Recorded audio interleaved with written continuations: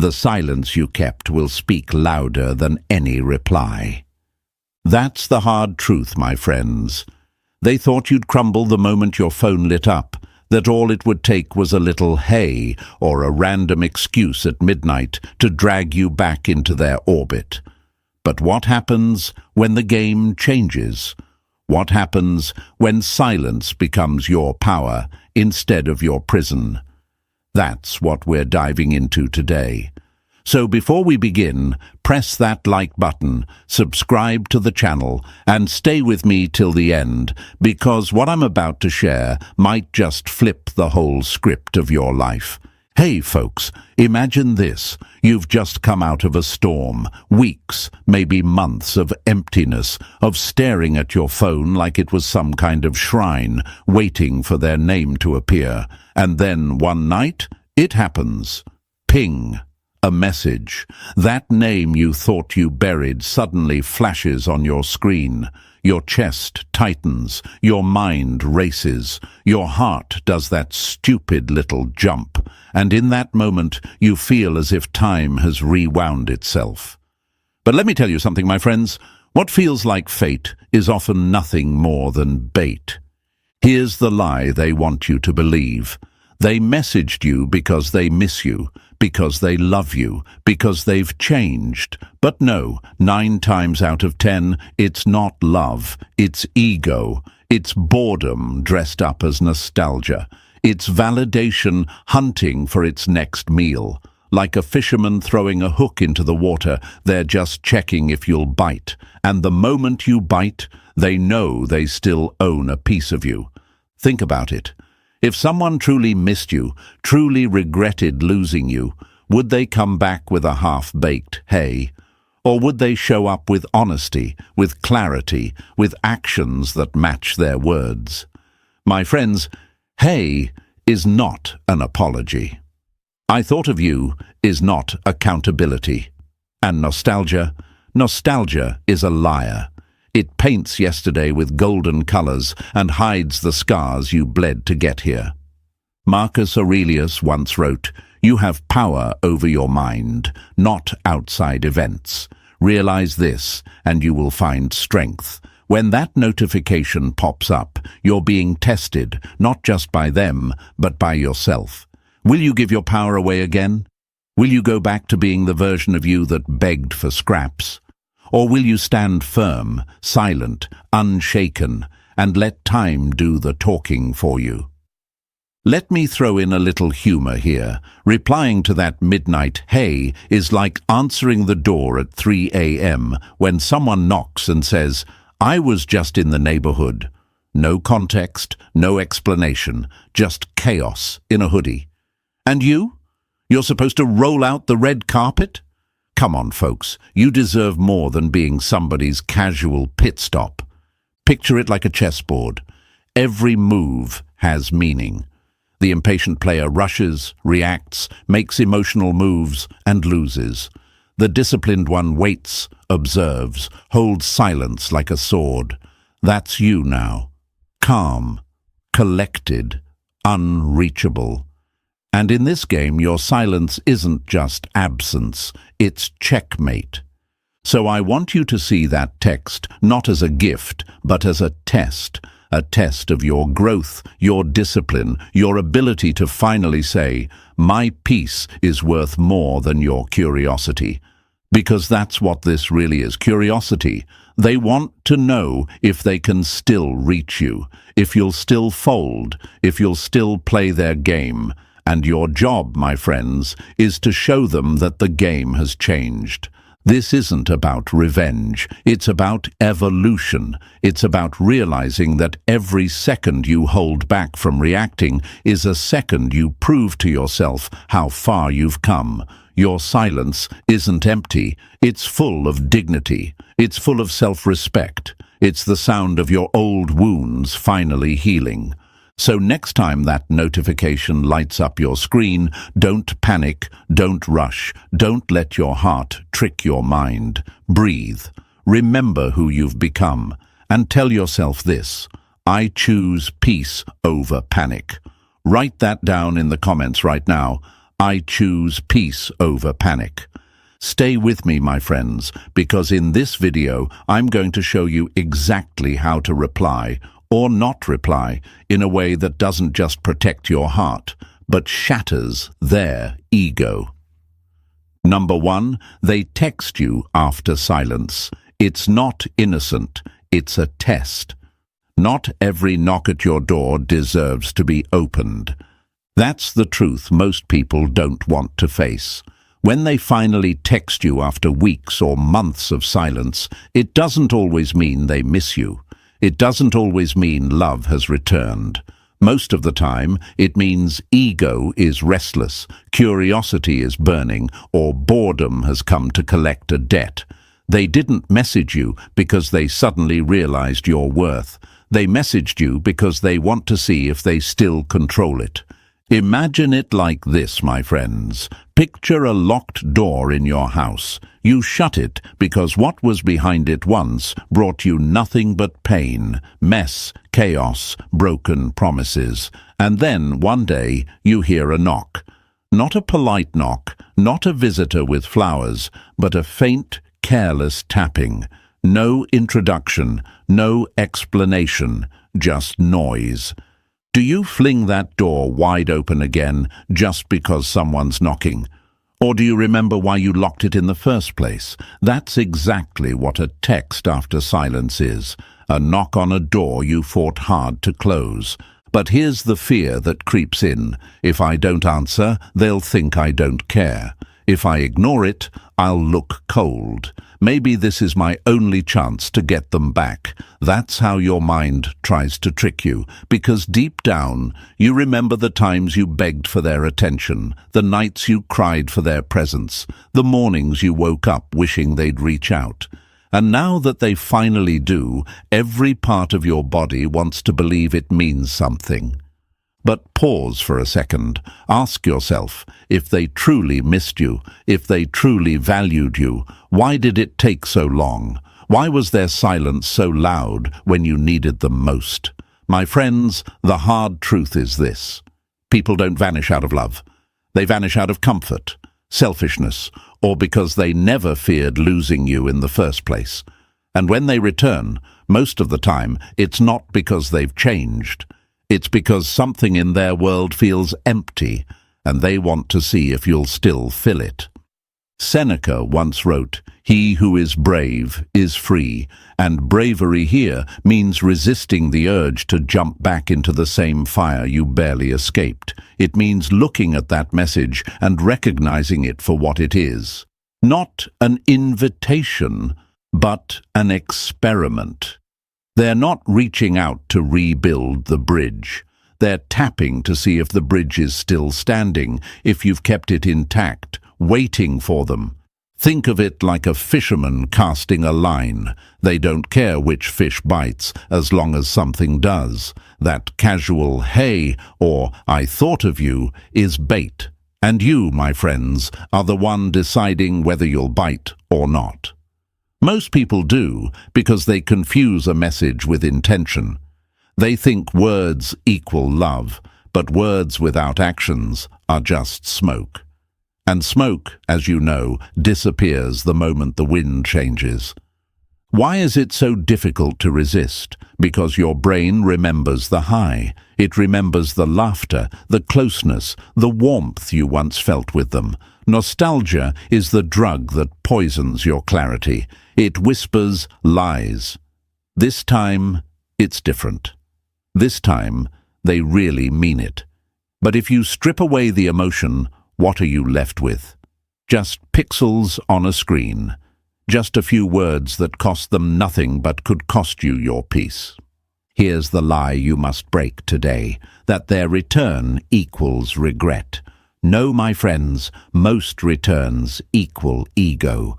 Ego bruised by your absence. Ego starved because you didn't chase. Ego curious about whether you've moved on. They want to see if they still matter to you, not if they can matter for you. And there's a big difference. Think of silence as a mirror.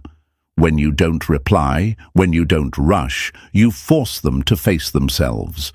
Their reflection in that mirror is uncomfortable. They start asking, "Did I lose them? Are they seeing someone else? Did my silence finally break the bond I thought was unshakable?" And that's when the power shifts. Not because you played a game, but because you refused to. It's natural to feel fear in that moment. Fear that ignoring them means you've lost them forever. But let's be honest, didn't they already show you what forever meant to them when they vanished? If someone truly valued your presence, would they risk it so easily? My friends, if you lose someone by protecting your dignity, you've lost nothing. But if you lose your dignity to keep someone, you've lost everything. Marcus Aurelius said, "You have power over your mind, not outside events." This is where you apply that wisdom. Their text is the event. Your reply or your silence is the choice. That's where your control lies. Not in changing them, but in mastering yourself. And yes, it will be difficult, because every fiber of your being wants to react. Because silence feels unnatural when your emotions scream for release. But difficulty is proof that growth is happening. If silence was easy, it wouldn't mean anything.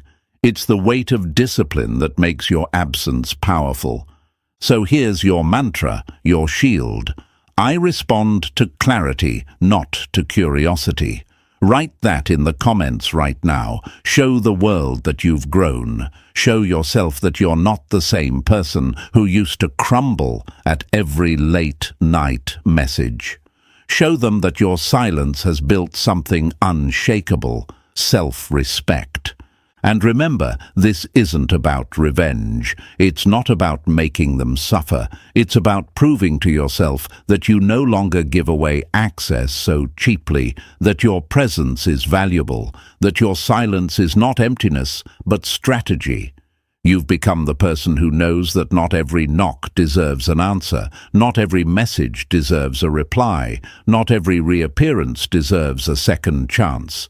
Stay with me, because in the next part, I'm going to reveal what really happens inside their mind when you don't rush to answer. That slow unraveling, that ego collapse, that silent panic. And trust me, folks, once you understand that, you'll never look at a sudden "hey" the same way again.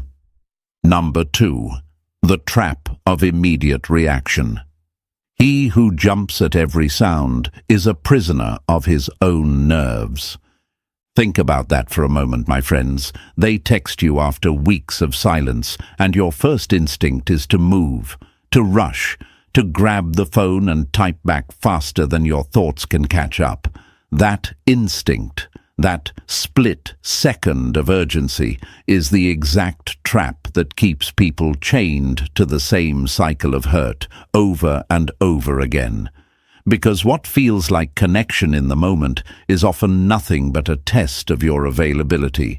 And every time you reply too quickly, you confirm one thing: they still have you. Picture this with me. Imagine a dog that's been trained with a whistle. Every time the whistle blows, it runs. It doesn't matter if it's hungry, tired, or resting. The sound controls it. Now ask yourself, is that dog free, or is it conditioned? My friends, when you rush to reply the instant your phone buzzes with their name, you're that dog responding to the whistle. You're proving to them, and worse, proving to yourself, that you're still conditioned by their presence. And here's the thing, they expect it. They expect you to be sitting there, waiting, eager. They count on the old version of you, the one who sacrificed sleep, dignity, and peace just to answer immediately, hoping that fast response would make them stay. But where did that get you before? Did your urgency ever earn their respect? Did your instant replies stop them from disappearing? No. If anything, it taught them that they could vanish and still return to the same loyal reaction, like nothing happened. Let's get real for a second, folks. They didn't spend weeks worrying about how their silence made you feel. They weren't pacing the room, asking themselves if you were okay. They were fine without you, and now they want to see if you're still not fine without them. That's the cruel psychology of it. They vanish to feel power, and they return to confirm it's still intact. And your speed, your urgency, is the measurement. Here's the lie your heart whispers in those moments. If I don't reply instantly, they'll think I don't care. But let's break that down. Did they care when they ignored you? Did they care when you waited in silence, staring at a phone that stayed dark for weeks? Care is shown in consistency, not in a sudden spark of curiosity. And rushing to reply doesn't prove your value, it proves your availability. Let me give you a metaphor. Imagine you're playing chess. A beginner moves quickly, reacting to every piece that shifts on the board. They think speed will protect them, but what really happens? They fall into traps. They overlook strategy. They lose control of the game. Meanwhile, the master moves with patience. Every pause builds pressure. Every delay creates doubt in the opponent's mind. That's what you must become, a master of your own timing. Because in the game of relationships, speed is not power. Control of tempo is. Think of how many times you've regretted a fast reply. How many times you've sent that long message, pouring your heart out, only to be met with silence again. How many times you've thought, maybe if I answer right away, they'll see I still care. And what did you get? Maybe a short, cold reply. Maybe nothing at all. And suddenly you're left empty, embarrassed, weaker than before. That's the trap of immediate reaction. It feels like relief for a second, but leaves you in pieces afterward. Marcus Aurelius said, "If it is not right, do not do it. If it is not true, do not say it." The same applies here. If the message does not carry clarity, why should your reply carry urgency? Why should you treat their casual curiosity like it's life or death? If they took their sweet time, if they made you wait, what does it say about your self-respect if you rush? Here's another way to see it. Think of your attention as currency. Every time you reply instantly, you spend it recklessly, handing out gold coins to someone who never saved a single one for you. But when you pause, when you delay, when you wait, you protect your fortune. You teach them that your attention isn't free, that it must be earned, that it comes on your terms now. Why is this so difficult? Because silence in the face of urgency feels unnatural. Because you've been conditioned to equate fast replies with care, with love, with proof of loyalty. But my friends, what's the point of proving loyalty to someone who didn't stay loyal to you? What's the point of proving care to someone who didn't care when you needed it? This is where you must break the cycle, where you must see that urgency doesn't create love. It only feeds ego. I'll give you a simple example. Imagine you left your front door wide open every time someone knocked. No matter who it was, a friend, a stranger, even someone who hurt you before, you rushed to let them in. How long would it take before people stopped respecting your space? How long before they assumed they could walk in and out as they pleased? That's what instant replies do. They open doors that should stay closed until someone proves they deserve entry. Now, some of you may be thinking, but if I wait too long, I'll look childish. No, my friends, childish is chasing what broke you. Childish is believing every hey equals a new beginning. Maturity is patience. Maturity is discernment. Maturity is understanding that not every message deserves your urgency. So here's what happens when you don't react instantly. The silence begins to work for you. They start refreshing the chat, wondering why you haven't answered. They begin questioning the hold they thought they had. doubt starts creeping in. And doubt, to an ego that thrives on control, is poison. Suddenly, the roles reverse.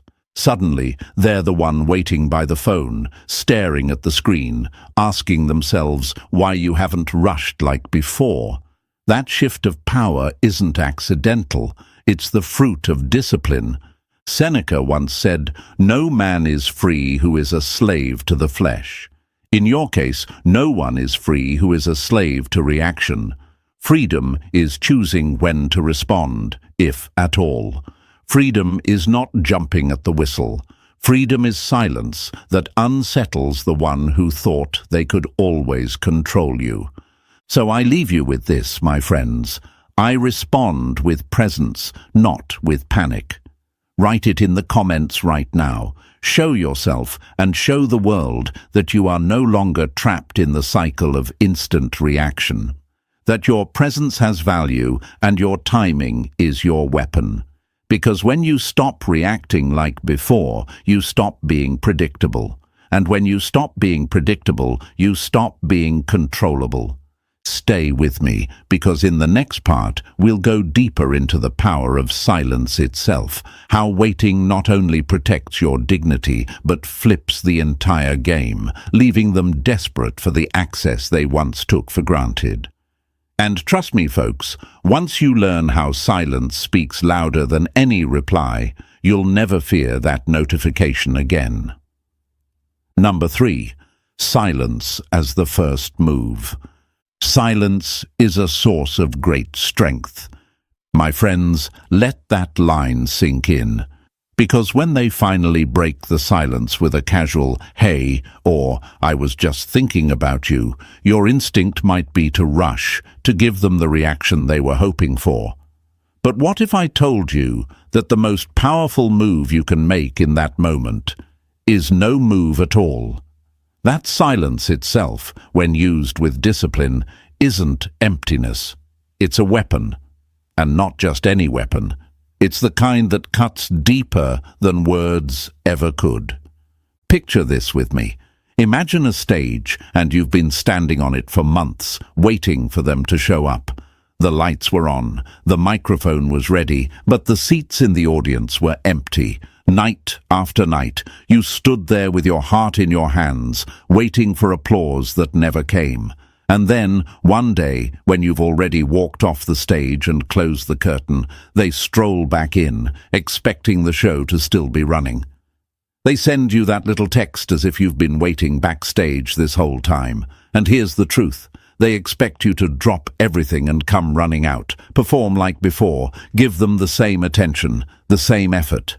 But instead, you stay behind the curtain. You don't rush. You don't play. You let silence fill the room. And do you know what happens? They hear it. They feel it. The silence echoes louder than any words you could have sent back. Now, here's the lie you've been told, that silence is weakness, that ignoring someone makes you petty, immature, or bitter. But no, my friends, silence is clarity. Silence is self-respect. Silence is the boldest statement you can make when someone who once ignored you suddenly remembers your name. Because think about it, if they took weeks or months to come back, why should you reply in minutes? Where is the respect in that? Why should your time, your dignity, your peace be handed over so quickly to someone who treated it as disposable? Marcus Aurelius said, "You always own the option of having no opinion. There is never a need to get worked up or to trouble your soul. That's the essence of silence. The option not to engage, not to react, not to let your soul be troubled by someone else's sudden reappearance. Silence is the choice that says, I am no longer controlled by your timing. I move at my own pace now. Let's use another metaphor. Imagine you're playing poker. Every move you make, every card you show, reveals something about your hand. But what happens when you stay still, when you don't flinch, when you don't reveal? The other player starts to sweat. Their mind races. They project possibilities onto your silence, and that uncertainty destroys them more than any words could. That's exactly what happens when you don't reply. Your silence becomes their torment. They don't know if you've moved on, if you're busy, if you're ignoring them, or if you just don't care anymore. That silence creates a storm inside their head. But here's the difficult part. You must resist the urge, because silence feels uncomfortable at first. You'll think, what if they take my silence the wrong way? What if they think I don't care? What if they walk away for good? But let me ask you this. If silence is enough to make them walk away for good, were they really there for you in the first place? Or were they just there for the instant gratification of your attention? Anyone who truly values you will not vanish at the sound of silence. They'll stay. They'll prove themselves. They'll earn their way back in. The people who crumble at your silence are not the ones who love you. They are the ones who only loved your availability. They were addicted to knowing that no matter what, you'd always be there. And when that certainty disappears, panic sets in.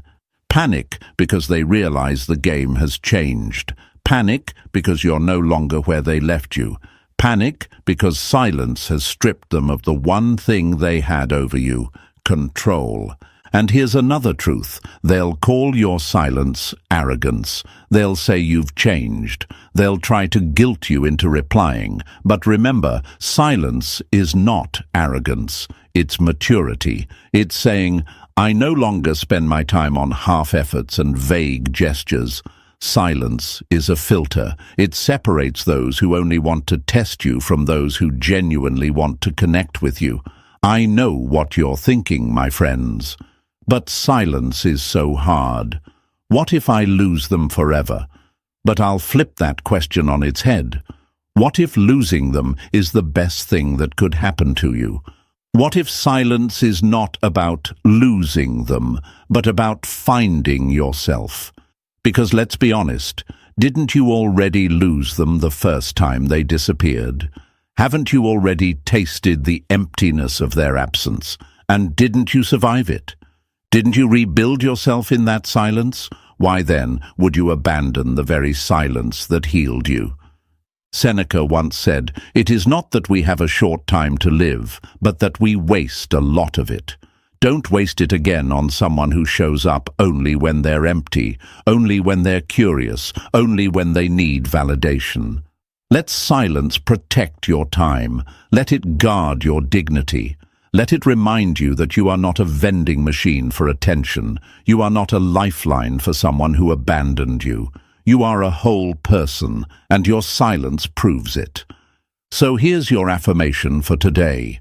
My silence is not emptiness, it is presence. Write that down in the comments right now. Say it out loud if you have to. Let the world see it. Let yourself believe it. Because silence doesn't mean you're gone. It means you've chosen to be present with yourself instead of being consumed by someone else's games. And here's the beauty of it. The longer you hold that silence, the more powerful it becomes. Seconds turn into minutes, minutes turn into hours, hours turn into days, and with each passing moment, the balance of power shifts further and further into your hands. Because silence isn't just the absence of words, it's the presence of control. Control over your emotions, control over your timing, control over the access to your life. So the next time their message flashes on your screen, don't see it as a command, see it as a question, and let your silence be the answer. Because nothing unsettles the human ego more than not being able to predict you, not being able to control you, not being able to count on your availability. That silence, my friends, is your first move, and it's the one they never saw coming. Stay with me, because in the next section we'll uncover the difference between curiosity and clarity. Why vague messages are not signs of love, but tricks of the ego, and how you can filter through the noise with one simple mindset. Once you understand this, you'll never confuse a hey for love again. Number 4. Curiosity versus clarity. Not everything that glitters is gold, and not every message is love. My friends, you've been there. The notification lights up, their name shows on the screen, and your heart skips. The words are simple. Hey, or maybe, I thought of you. At first glance, it looks harmless, even sweet. Your mind starts racing. Do they miss me? Have they changed? Is this the start of something real again? But pause, breathe, because here's the truth. Most of these messages are not born from clarity. They are born from curiosity. And confusing curiosity with clarity is one of the most dangerous traps you can fall into.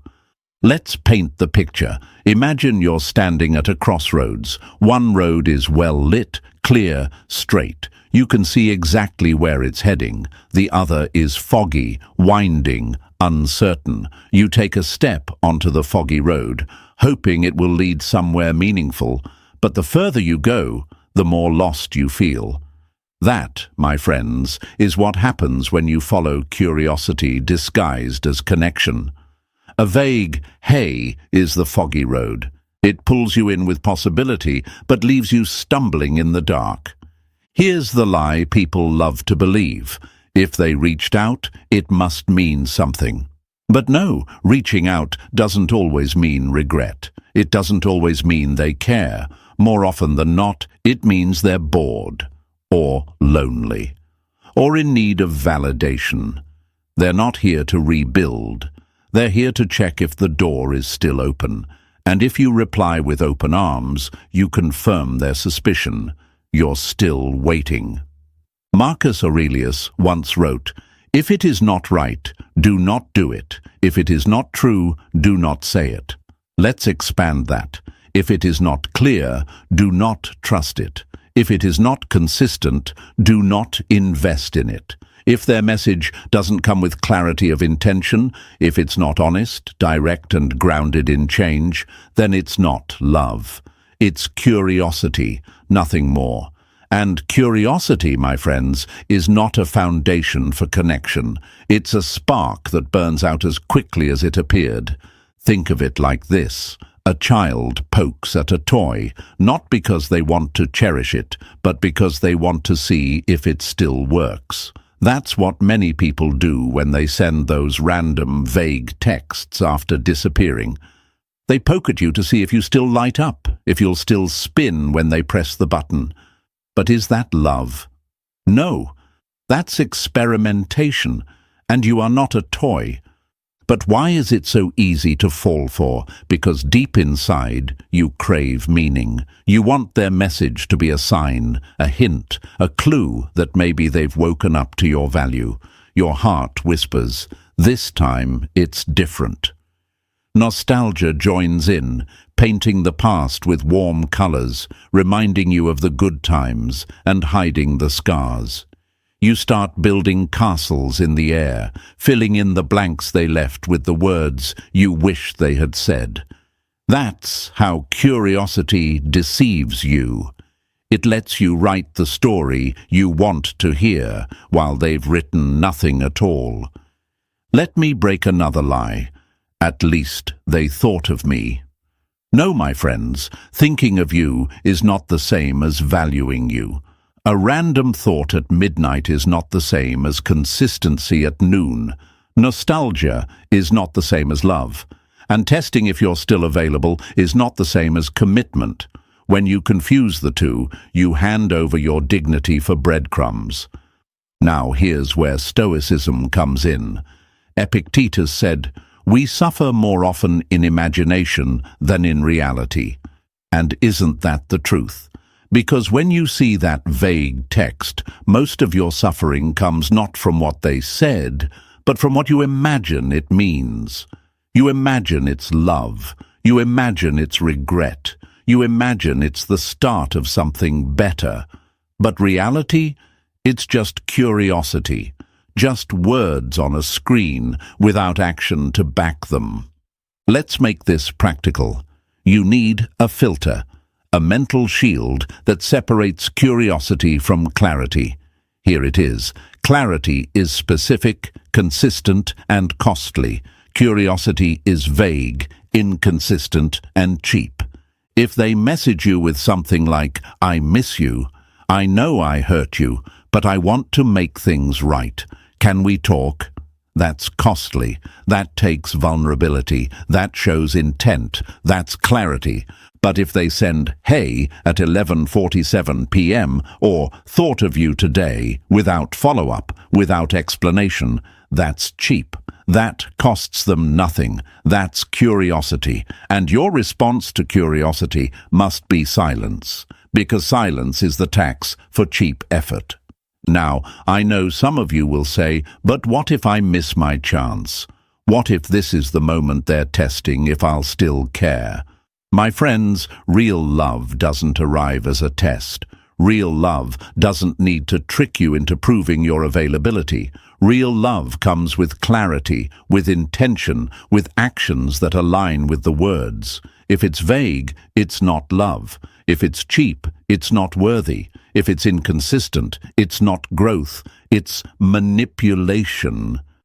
Here's a metaphor for you. Imagine someone knocking at your door with no introduction, no reason, just knocking, lightly, casually. Do you open it? Do you let them in without asking why they're there? Or do you wait for them to speak, to explain, to prove they deserve entry? That's how you must treat vague texts. Don't throw the door wide open because someone rattled the handle. Demand clarity. Protect your space. And let's not forget, curiosity disappears the moment it's fed. If you reply right away, if you give them attention, their curiosity is satisfied, and they vanish again. But if you hold silence, their curiosity grows into doubt. Doubt becomes discomfort. Discomfort becomes regret. That's the real power move. Not chasing, not clarifying, not proving, just being still and letting their curiosity eat away at their ego. Seneca once said, "If you would be loved, love." Notice what he didn't say. If you would be loved, test. Love doesn't test. Love doesn't vanish and return with half sentences. Love shows up with clarity. And if what they offer is curiosity, then what they offer is not love. So here's your affirmation for this section.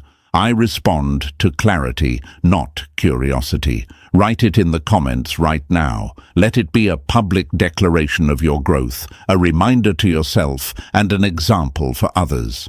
Show the world that you will no longer confuse crumbs for bread, sparks for fire, curiosity for love. Because once you master this filter, you stop falling for every "hey" that comes your way. You stop building castles in the air from vague words. You stop hurting yourself by imagining meaning where none exists. Instead, you stand firm, waiting not for curiosity, but for clarity. And trust me, my friends, that shift alone will save you from years of repeated pain. Stay with me, because in the next part, we'll peel back the curtain on what actually happens inside their mind when your silence meets their curiosity. We'll explore the panic, the unraveling, the collapse of ego that begins when you no longer give them the instant reassurance they came back to collect. And once you understand that process, you'll see why silence doesn't just protect you, it flips the entire game in your favor. Number 5. The ego's panic when you don't react. Nothing destroys control faster than silence. My friends, let's get real about what happens when you don't react. When that little message, maybe just a "hey," maybe a weak "I thought of you," shows up on your screen and you don't rush to reply, something begins to unravel inside of them. And let me tell you, it's not peace. It's not patience, it's panic. Because the one thing their ego was counting on was your instant reaction. And when that doesn't come, their illusion of control starts to collapse. Think of it like this. Imagine someone standing in front of a mirror, admiring their reflection. Every time they step up, the mirror shows them exactly what they expect to see. Familiar, predictable, reliable. That's you, or rather that's who you used to be. Always reflecting their presence back to them with instant replies, instant attention, instant availability. But now imagine this. They walk up to the mirror again, expecting to see themselves. And the glass is black, empty, silent, no reflection. What happens? Confusion, frustration, even fear. That's what your silence feels like to their ego. It's the sudden loss of a reflection they always took for granted. Let's break a lie they love to believe. You'll always be there. That's why they vanished so casually before. That's why they ignored you for weeks. That's why they assumed they could come and go as they pleased. In their mind, you were a permanent fixture, like a lamp in the corner. Switch it on, switch it off, always there to light up when they needed it. But when you don't react, when your silence meets their reappearance, they realize the lamp isn't plugged in anymore. And that realization, that's poison to an ego built on control. Here's the psychology of it. Their ego thrives on certainty, certainty that you'll still pick up, certainty that you'll still care, certainty that your world still revolves around them. And when silence takes that certainty away, it creates a gap, and gaps breed questions, and questions breed doubt. Did they move on? Are they seeing someone else? Why didn't they reply like before? Have I lost them for good? And doubt, my friends, is the enemy of ego. Because ego survives on confidence, on knowing, on predicting. The moment you introduce uncertainty, the ego begins to crack. Let me give you a metaphor. Imagine a juggler. They're used to juggling 3 balls, perfectly in control, perfectly balanced. And suddenly, one ball doesn't come back down. It just vanishes. The rhythm is broken. The performance collapses. They start fumbling, panicking, because the one thing they depended on, the predictability, is gone. That's what you do to their ego when you don't react. You break their rhythm. You shatter the illusion that they're still holding all the strings. And here's where it gets even deeper. Many people who play these games don't miss you. They miss the feeling of control they had over you. They miss the power of knowing you'd always answer, always respond, always be available. They didn't love your presence. They loved your predictability. And when you withhold that, when you keep your silence, you take away the very drug their ego was addicted to. Now, let me be clear. This isn't about cruelty. This isn't about revenge. This is about truth. Because the truth is, they need to feel the weight of silence to understand what they lost. If you always rush back, they'll never feel it. If you always reply, they'll never question themselves. If you always react, they'll never respect you. But when you don't react, when you let silence do the work, you create the space where realization begins to grow. Marcus Aurelius said, "The best revenge is not to be like your enemy." And that's the beauty of silence. You're not shouting, not cursing, not begging. You're not playing the same emotional games they played with you. You're simply holding your ground, calm, steady, stoic. And that calmness is devastating to someone who expected drama. Picture this. They send the message and stare at their phone. 1 minute passes, nothing. 5 minutes, still nothing. 10 minutes, doubt sets in. An hour, now they're refreshing the chat. A day, now they're wondering if you even saw it. 2 days. Now the panic is real. Their mind starts spinning stories, replaying memories, digging through excuses. Maybe they're just busy. No, maybe they've forgotten me. No, maybe they're with someone else. Do you see what's happening? Their own mind becomes their tormentor. Your silence doesn't just hold power, it weaponizes their own imagination against them. Seneca said, "We are more often frightened than hurt, and we suffer more from imagination than from reality." That's exactly what happens here. Your silence creates an empty space, and their ego rushes to fill it with fear. Fear of being replaced, fear of being forgotten, fear of no longer mattering. And for someone who once fed on your constant attention, that fear is unbearable. But let's be honest, why is it so hard for you to stay silent? Because deep inside, you want them to know you still care. You think, if I don't reply, maybe they'll think I'm bitter. Maybe they'll think I'm cold. Maybe they'll give up. But, my friends, think carefully. If silence is enough to make them give up, were they ever truly there for you? Or were they only there for the comfort of knowing you'd always fold? If a single unanswered text is enough to chase them away, they were never here for love. They were here for ego.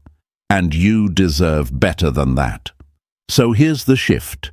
Stop thinking of silence as ignoring. Start seeing silence as teaching. You're teaching them that access to you is no longer free. You're teaching them that your attention is not a vending machine they can use whenever they're bored. You're teaching them that if they want to come back, it must be with clarity, consistency, and courage, not curiosity, not crumbs, not ego. And let me add a bit of humor here. Replying instantly to a half-hearted "hey" is like giving someone front-row tickets to your concert because they hummed one of your songs in the shower. Does that make sense? Of course not. If they want to see the show, they better buy the ticket, show up on time, and respect the performance. Your silence is the boundary that demands respect.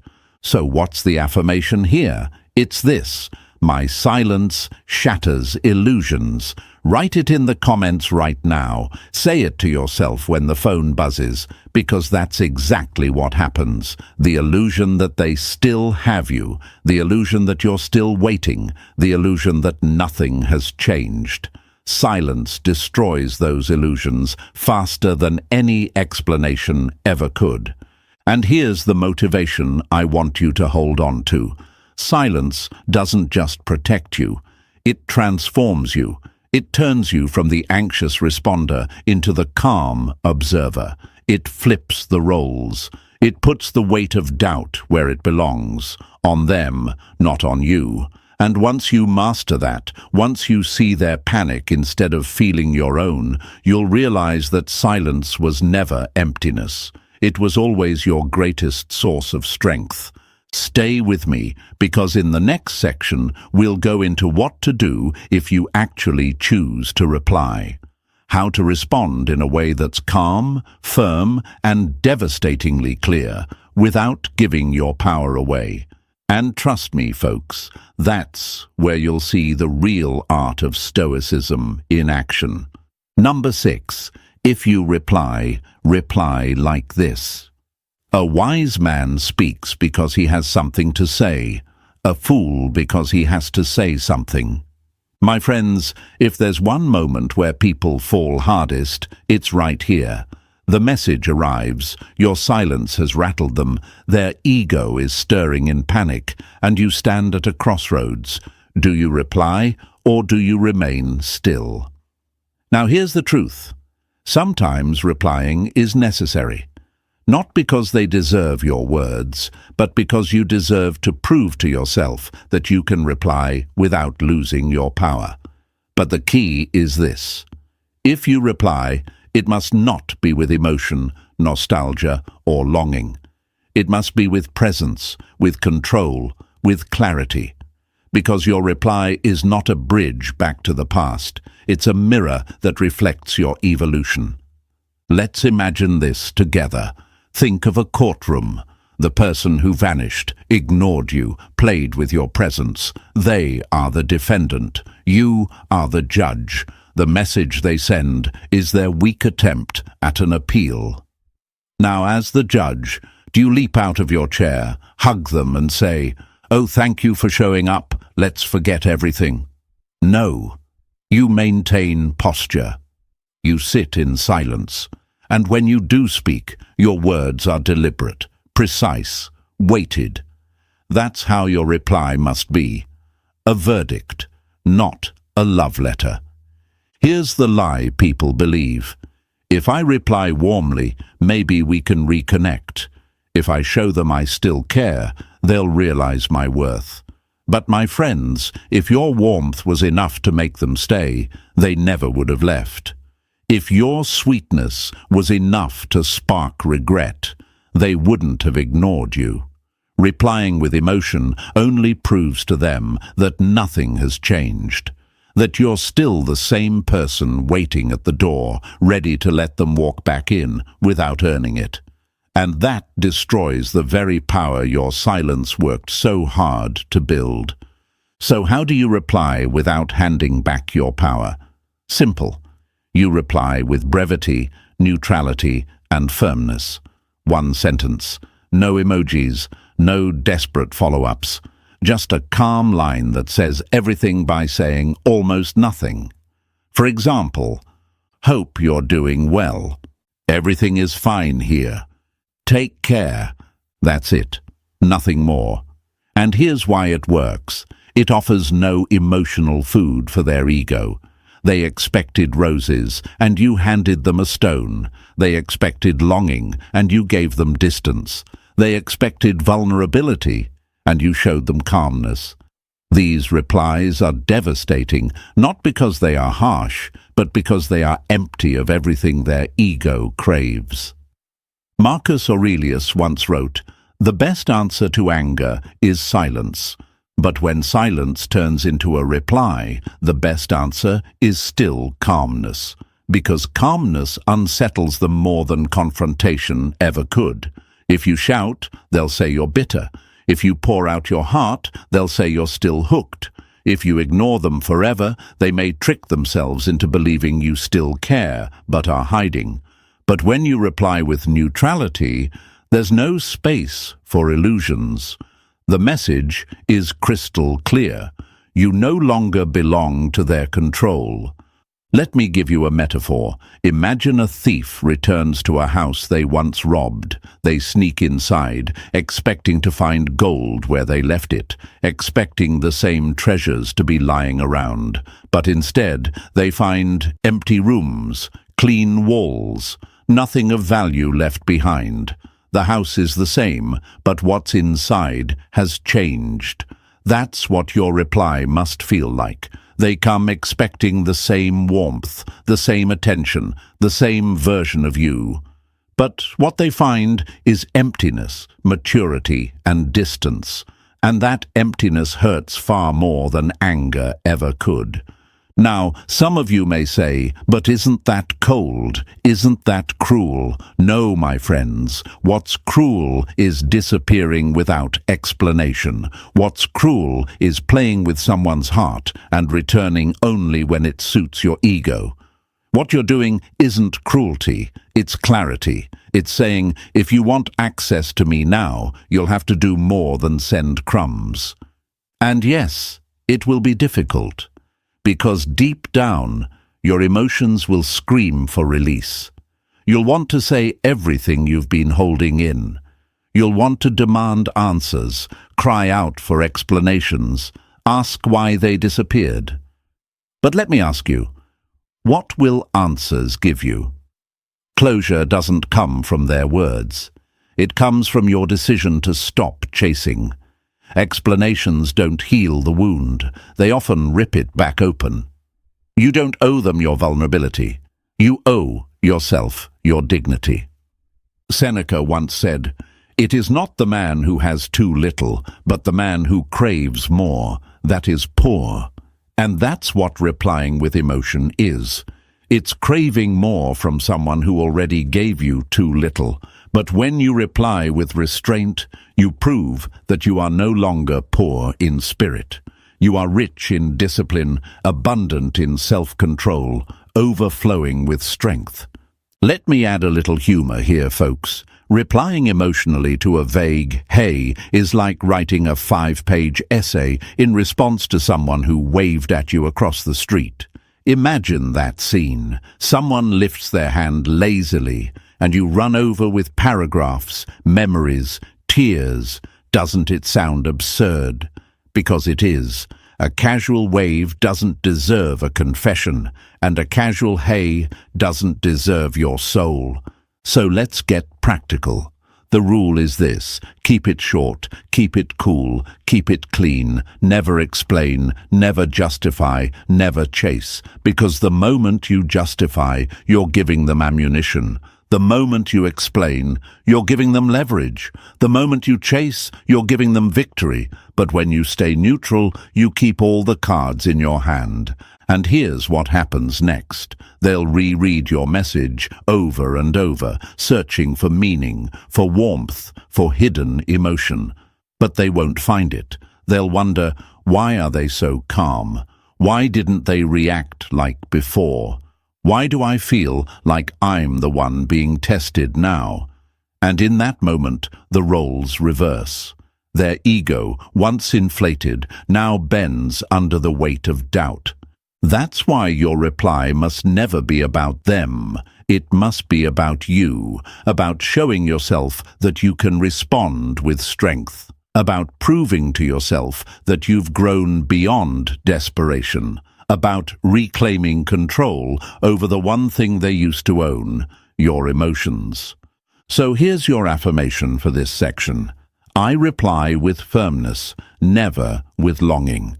Write it in the comments right now. Let it be your declaration, your battle cry, your reminder that you no longer throw your soul into casual texts.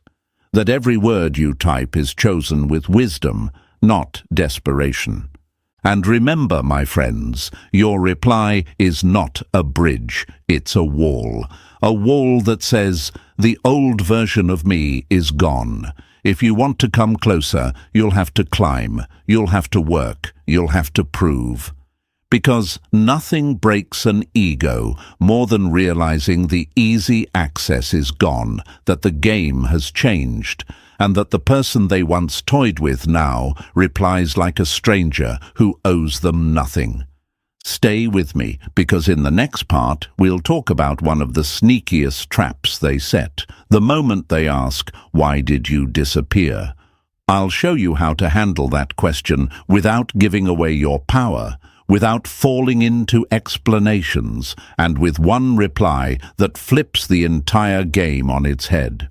Trust me, you don't want to miss that. Number 7. Why you don't owe explanations. Never waste your breath explaining yourself to those committed to misunderstanding you. My friends, this is where the test sharpens. After they've poked at you with vague messages, after your silence has unsettled them, after your cold, firm reply didn't give them what they wanted, they may try one last trick. They'll send the question that sounds innocent, but is anything but, "Why did you disappear?" And in that moment, your emotions will want to explode. You'll want to pour out everything you felt, all the nights you cried, all the times you begged for their attention, all the pain their silence caused you. But stop, breathe, because giving them explanations is the same as handing your power back into the very hands that dropped it before. Picture this with me. Imagine you walk out of a burning building, coughing, exhausted, barely alive. You rebuild your life, brick by brick, day by day. And one day the arsonist comes back, looks you in the eyes, and says, "Why did you leave the house?" Do you see how absurd that is? They created the fire. They vanished. They walked away. And now they want you to explain why you had to protect yourself. No, my friends. You don't explain healing. You don't justify survival. You don't defend yourself for choosing peace over pain. Here's the lie you must destroy. If I explain myself, They'll understand. They'll regret. They'll change. Wrong. Explanations don't change manipulators. They feed them. They take your truth, twist it, weaponize it, and use it against you later. If you tell them you disappeared because you felt ignored, they'll say you were too sensitive. If you say you left because you weren't valued, they'll say you demanded too much. If you explain your pain, they'll turn it into proof of their importance. That's the trap. Marcus Aurelius said, "Waste no more time arguing what a good man should be. Be one." Apply that here. Waste no more time arguing why you left. Just be gone. Just live. Just embody the new you who doesn't owe anyone a presentation slide deck of your suffering. Your silence already explained everything. Your absence was the answer. If they couldn't hear it then, they don't deserve to hear it now. Think of your silence as a book. Every page was written during the nights you held back, the mornings you chose peace, the days you refused to chase. That book is closed now. And when they ask, "Why did you disappear?" they're asking you to reopen it, to hand them the chapters they ignored when they had the chance to read them. But here's the truth. Those chapters were never written for them. They were written for you, for your healing, for your rebirth. Why give them access to a story they didn't care about when it was unfolding? Let me give you a metaphor. Imagine a student who skipped every class, ignored every lecture, and never opened the textbook. And on exam day, they walk up to the teacher and ask, "Why didn't you teach me?" That's exactly what this question is. They ignored the lessons, they ignored the silence, they ignored the distance, and now they want you to explain what was obvious all along. Here's the truth, my friends. Your silence was not an accident. It was a decision to step away from what was breaking you, a decision to choose yourself, a decision to protect your dignity. And decisions don't need explanations. They are explanations. To justify them is to cheapen them. To explain them is to weaken them. And yet, I know what you're feeling. That pull inside that says, if I tell them why, maybe they'll finally see my worth. Maybe they'll finally understand what they lost. But let me be blunt. People who didn't value you when you were present will not value your story when you're absent. People who didn't listen to your voice before won't suddenly hear your explanation now. And if they do, it's not because they care. It's because they want to measure how deeply they affected you. Seneca said, "If you are pained by any external thing, it is not this thing that disturbs you, but your own judgment about it." Their question is the external thing. Your urge to explain is your judgment. But when you shift your perspective, you realize you're not disturbed anymore, because you see their question for what it is, not curiosity about your healing, but a probe into their own importance. Let me add some humor here.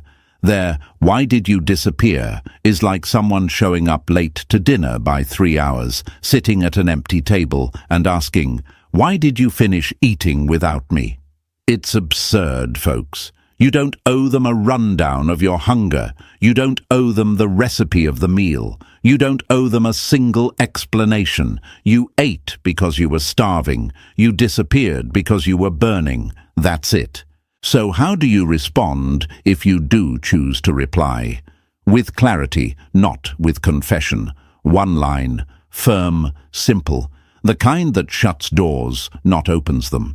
For example, "I found myself." That's it. Not 10 paragraphs. Not a breakdown of pain. Just a statement that reminds them your silence was not weakness, it was discovery. And that statement stings more than any emotional essay ever could. Because it tells them you didn't vanish out of bitterness. You vanished out of growth.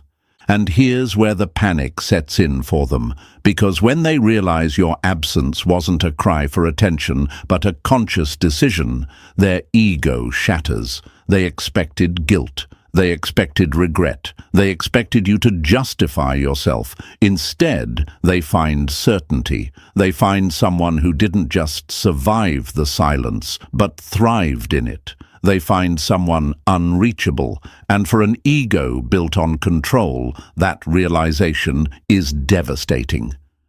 So here's your affirmation for this section. I don't owe explanations. I owe myself peace. Write it in the comments right now. Let it echo through your fingers as you type. Let it be the reminder you see every time you're tempted to justify your decisions. Because peace is not found in convincing others. It's found in walking away without a word.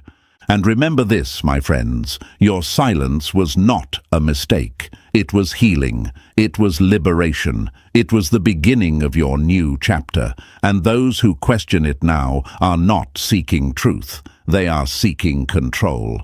Don't give it back. Don't hand them the map to the journey they never walked with you. Keep your peace. Keep your clarity. Keep your silence. Stay with me, because in the next section, we'll go even deeper into what happens when you become unreachable, not as a tactic, not as a game, but as the natural result of growth. And I'll show you why nothing crushes an ego more than realizing the version of you they once toyed with no longer exists.